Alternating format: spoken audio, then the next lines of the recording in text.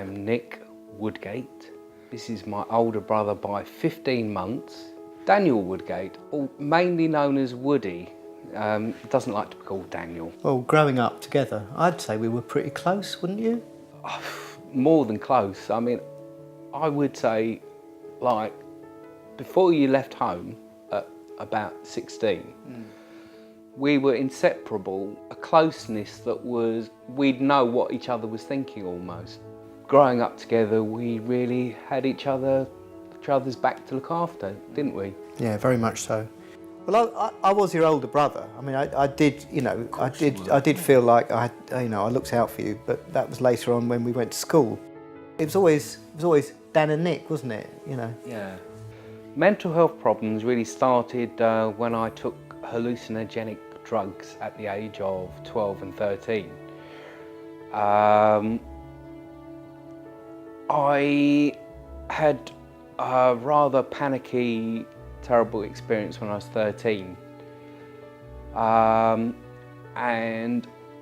literally I just didn't know who I was or where I was really for a very, very long time.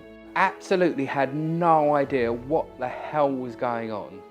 And if somebody said it's mental illness to me, I would have gone, what's mental illness? I haven't got it. Because what I'm feeling is really weird and that's not mental illness.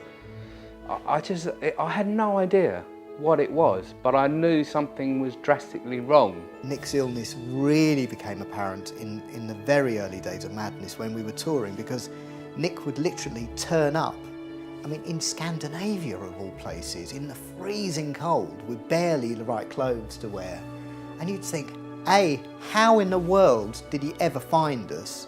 And B, what are you doing here?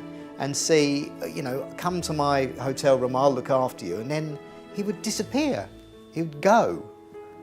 And there were no mobile phones in those days, so it wasn't like, you know, there was no communication. So it was really like, oh, Nick's appeared, and then he'd disappear, and he'd lead this completely barking mad world. For me, I know that a lot of people find it very difficult to be diagnosed with something like schizophrenia or bipolar or whatever. But I found it after about 2 years, I was getting more and more relief to know that the things that I've been feeling were quite normal to the diagnosis. When Nick was diagnosed with schizophrenia, it was a relief actually. It was kind of like, yeah, of course. I mean, he clearly not very well, but to get a clear symptoms, clear definition of the illness. And then when you have that, there's a solution then. I mean, you look for the solutions. You know what the problem is, let's find a solution. And of course, it was all down to medication and trying Nick out and all kinds of things. And I think quite quickly it began to work, which was very, very lucky, because I know that Nick said that he was very lucky in that respect, because people try different medications for years, you know, until they finally get it, or some people don't ever get the right medication. So that was a real relief. Nick got better very quickly, really. I mean, he had these dips, you know, and discovering your illness, just generally discovering for yourself, you know, who you are, kind of reinventing yourself, as it were. And you buying me a guitar. And me buying you a guitar. Well, one thing that has helped with my recovery is the music that I've been doing since I got out of hospital, playing my guitar. But more recently, it really helped to focus me working with my brother, because we've got more to focus on. It's not something that stresses me out, and a lot of things do stress me out. I can get worried over the littlest of things. So whatever I'm doing in music basically has a non-stress situation.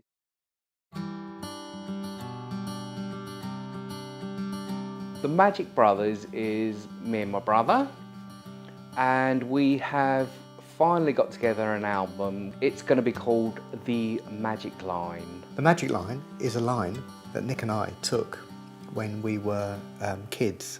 It linked Camden Road, Gospel Oak, Kentish Town West, Hampstead, Highgate and Frognall and Finchley and all that, you know, the whole lot. It basically linked all of the places that we visited and lived in and all our mates were at, where we went to school. So it was the core, really, of our upbringing. There's one song in particular I'm really rather confused about, and I think only Nick can describe what that is all about. Welcome to the world. Yes. Really, I mean, the closest we've got to writing about anything to do with my mental illness is that track, really, because I sort of stayed up for 2 days, 2 days and 2 nights. And I had the little hook which was welcome to the world, and then the rest is really, I have no idea what it's about anymore, because it's a lot of old gobbledygook. But there was references to there's a red rooster in my kitchen, or something for the weekend. It's a red old rooster day, running through my kitchen, the edge of light, a sleeping moth. And tons of washing or something, and the devil's in the detail and all. Yeah, I mean, when people ask me what these things mean. The edge of light, I remember in that, the edge of light. Yeah. What is the edge of light? Well, that was when the light was shining through the kitchen at the time, and there's a red old rooster living in my kitchen, and Wow, who was the red old rooster? I don't know now. Wow, great. I would have liked to have been in your kitchen that morning. Well, I was very buzzed up, I must say. It was a very good song. So there's lots of interesting tracks on the Magic Brothers album, The Magic Line. There you go. We're very happy to work with a fantastic charity that works not only with people with mental health, but for the families. They give support and guidance and just education. If we can raise people's awareness of mental illness through an album which has been created by someone who's lived with somebody with mental health and somebody who has a mental illness, then you know, I think it's a great thing, because we've achieved so much. Nick has achieved so much. I think the thing that I'm hoping that people can get out of this experience that Nick and I have had is that there's always hope. There's always hope for the future. I mean, we've been through some terrible times, and we've come through.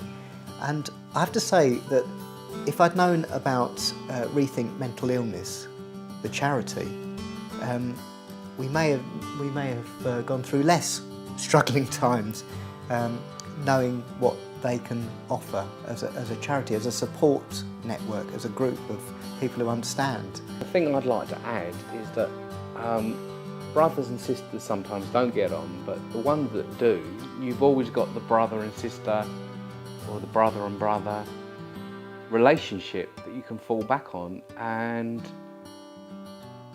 if you're mentally ill, that can be strong in bad days, and even if you're not, if you are, you are. Are you trying to say regardless of your mental illness, you'll still be brothers? That's what I was trying to say. There you Yes. go.